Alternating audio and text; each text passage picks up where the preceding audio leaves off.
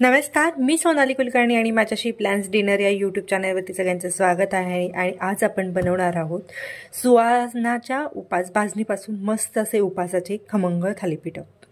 तर इकडे माझ्याकडे सुहानाचं उपास भाजणीचं पॅकेट आहे।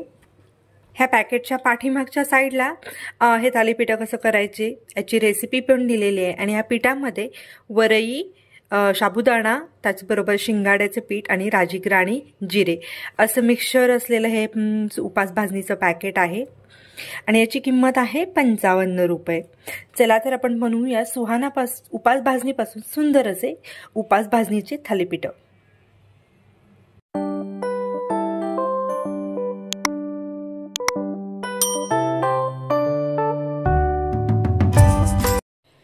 तर सुहाना उपवास भाजणीचे थालीपीठ बनवण्यासाठी इकडे मी 2 बटाटे उकडून घेतलेले आहेत। त्यानंतर 3 ते 4 मिरच्या बारीक करून घ्यायच्या आहेत, क्रश करून घ्यायच्या आहेत। चवीनुसार मीठ घ्यायचं आहे आणि छान असा कलर येण्यासाठी मी इकडं 1 टेबलस्पून लाल मिरची पावडर घेतलेली आहे।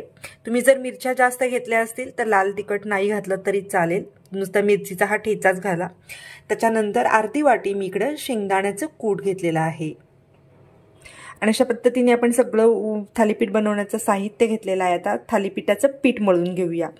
पीठ मळण्या अगोदर सगळ्यात पहिल्यांदा आपल्याला हे जे बटाटे आहेत ते खिसून घ्यायचे आहेत। तर इकडे आपण बटाटा खिसून घेतलेला आहे। आता सगळ्यात आधी आपण सुहानाचं भाजणीचं पीठ आहे उपवासाचं ते घेऊया।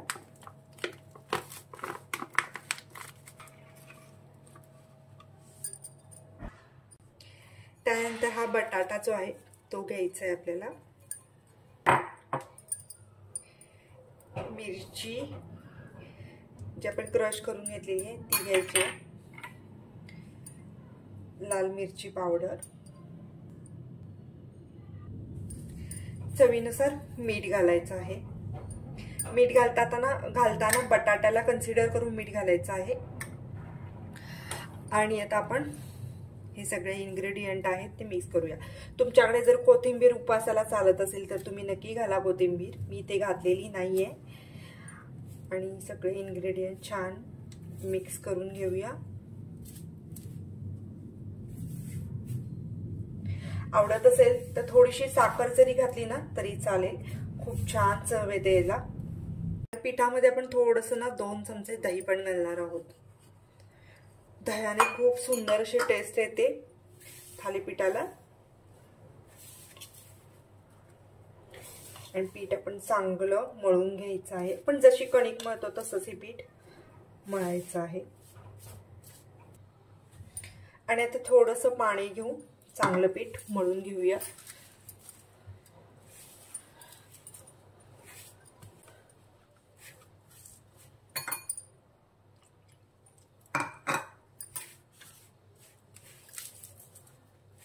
आपण बटाटा घातलेला आहे त्यामुळे पाणी जास्त लागत नाहीये, बटाट्यामध्ये मॉइश्चर असतं त्यामुळे। आणि 2 चमचे आपण दही पण घातलेलं आहे याच्यामध्ये। सगळं पीठ मळण्याच्या नादात मी शेंगदाण्याचं कूट विसरले, तर शेंगदाण्याचं कूट पण आपल्याला घालायचं याच्यामध्ये। तुम्ही अगदी मीठ आणखीन हे घालाल ना मिरची, त्याच वेळेला शेंगदाण्याचं कूट पण घाला आणि पीठ चांगले मळून घ्या।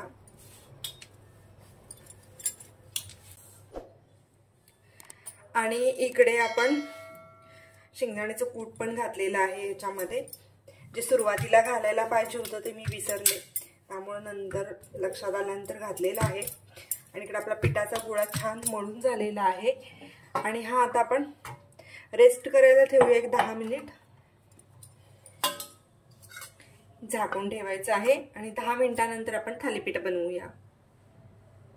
इकडे 10 मिनिटं झालेले आहेत आणि आपलं थालीपीठाचं पीठ चांगलं मुरलेलं आहे। तर आता आपण काय करायचंय, तवा घ्यायचा आहे। तव्याला तूप किंवा तेल लावून घ्यायचंय, मी इकडे तूप लावून घेते। तुम्ही शेंगदाणा तेल वापरू शकता इथे लावायला, तर मी इथं तूप घेते। अशा पद्धतीने मी इकडे तूप लावून घेतलेला आहे।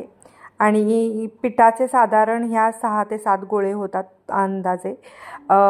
तर मी इकडे एक गोळा तयार करून घेतलेला आहे आणि तो आता आपण ह्या तव्यावरती छान असा थापून घेऊया। थापताना सगळ्यात आधी आपल्या बोटांना थोडंसं तूप लावून घ्यायचं किंवा तेल लावून घ्यायचं आहे, म्हणजे आपल्याला थापायला एकदम सोपं जातं आणि हळूहळू आपण हे थालीपीठ थापायचं आहे।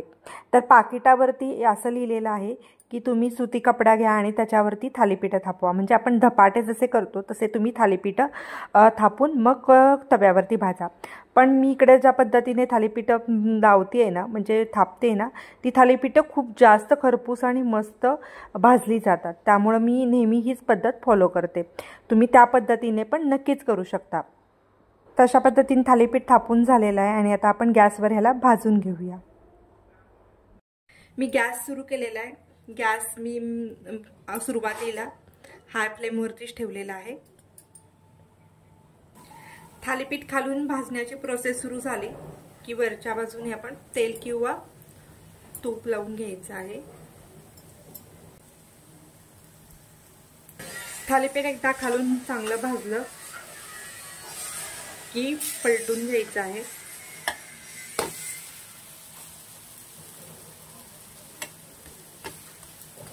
अशा पद्धतीने आणि गॅस मीडियम करायचा आहे।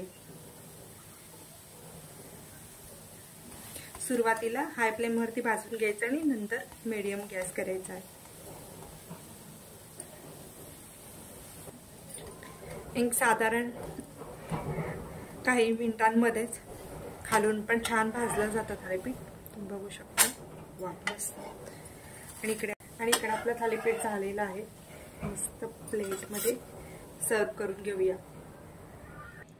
तर आता तुम्ही म्हणाल की हा तवा गरम झालेला आहे, तर गरम तव्यावरती आपण कसा थालीपीठ पुन्हा थापला? तर ह्या काय करायचंय, हा तवा गार पाण्याखाली धरायचा नळाखाली आणि नॉर्मल टेम्परेचरला आणायचा आहे। ते कसं मी दाखवते।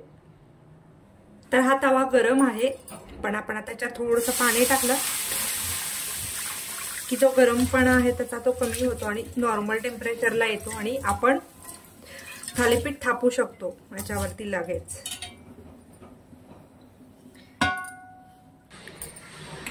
तर आता आपण ह्याला तूप लावून घेऊया परत एकदा आणि सेम पद्धतीने गोळा थापून घ्यायचा आहे। हाताला तूप लावून गोळा थापला की तो छान पसरला जातो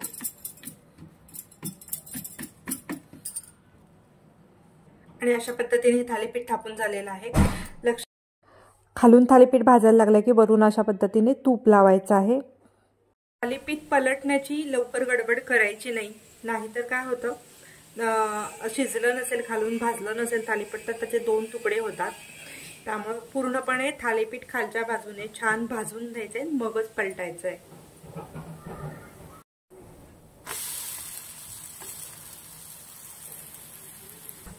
आणि इकडे आपलं दुसरं थालीपीठ पण झालेलं आहे। बघू शकता किती सुंदर असं थालीपीठ आपलं झालेलं आहे। तर इकडे सुहाना उपास भाजणीचे खमंग असे थालीपीठ झालेले आहेत। या थालीपीठांवरती आता सर्व करताना आपण मस्त साजूक तूप घालायचं आहे वरून आणि दह्यासोबत सर्व करायचे आहेत। खूप खायला टेस्टी लागतात, मस्त लागतात। नक्की ट्राय करा आणि हा व्हिडिओ आवडला असेल तर व्हिडिओला लाईक करायला अजिबात विसरू नका आणि चॅनलला सबस्क्राईब करून बेल आयकॉनवरती नक्की क्लिक करा, म्हणजे नवीन व्हिडिओचे नोटिफिकेशन्स तुमच्यापर्यंत पोहोचले जातील। चला तर पुन्हा भेटूया नवीन एखाद्या व्हिडिओसोबत, तोपर्यंत धन्यवाद। थँक्यू।